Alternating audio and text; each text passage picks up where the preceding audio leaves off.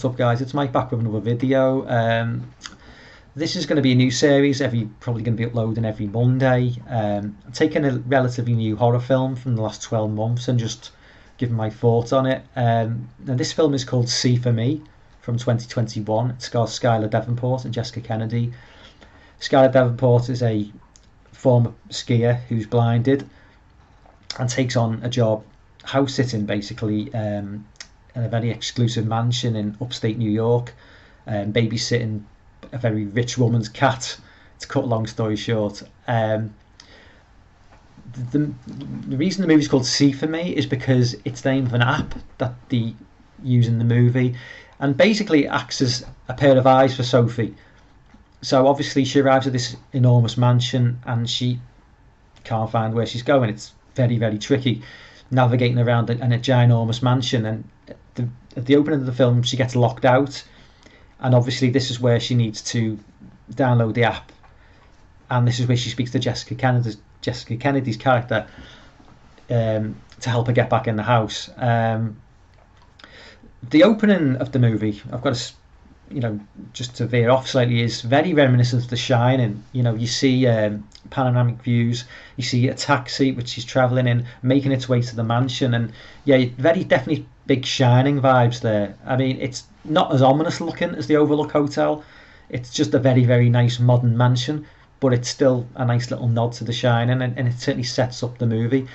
Basically the premise is three guys break in, they're after a safe in the house. They assume the house is empty. It's not. Obviously Sophie's staying there.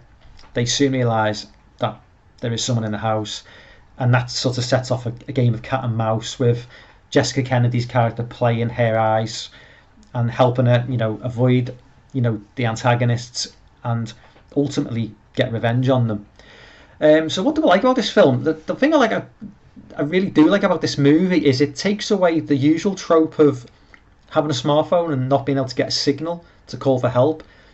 Early on in this movie, Sophie calls the police and tells them that there's a home invasion, and they say they'll be there within half an hour. I think it was within half an hour or the hour.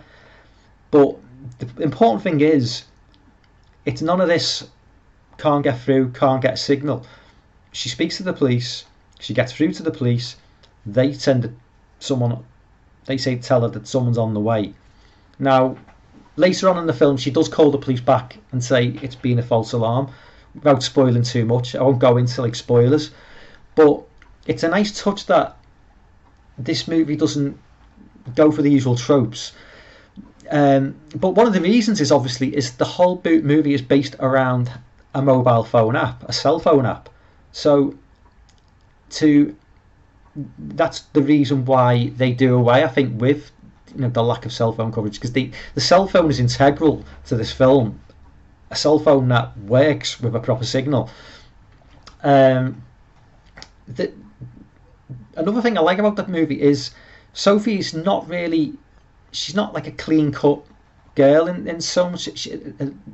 Early on in the film, you see her stealing a bottle of $5,000 wine and putting it in a bag, and she's clearly got no qualms about taking what she wants. She feels she's entitled to it, so she's not this whiter than white character. And going forward in the film, again, not going into spoiler territory, she's put into certain situations where she's clearly prepared to negotiate with the guys who are after the safe, and she also is kind of responsible for the character's death in a way. Certainly she feels she is, and in some ways she is kind of responsible.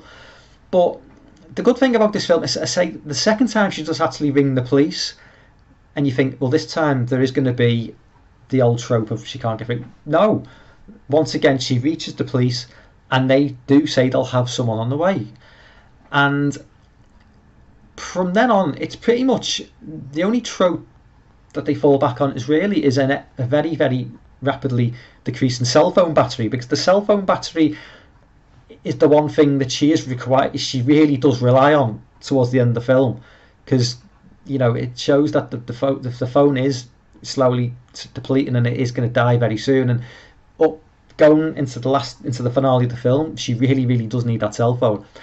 Um, so there are a lot of good points to the film. In terms of like negative points, Jessica Kennedy's character being a Call of Duty gamer, there is a part towards the end of the film where they use that in a way that really feels a bit silly.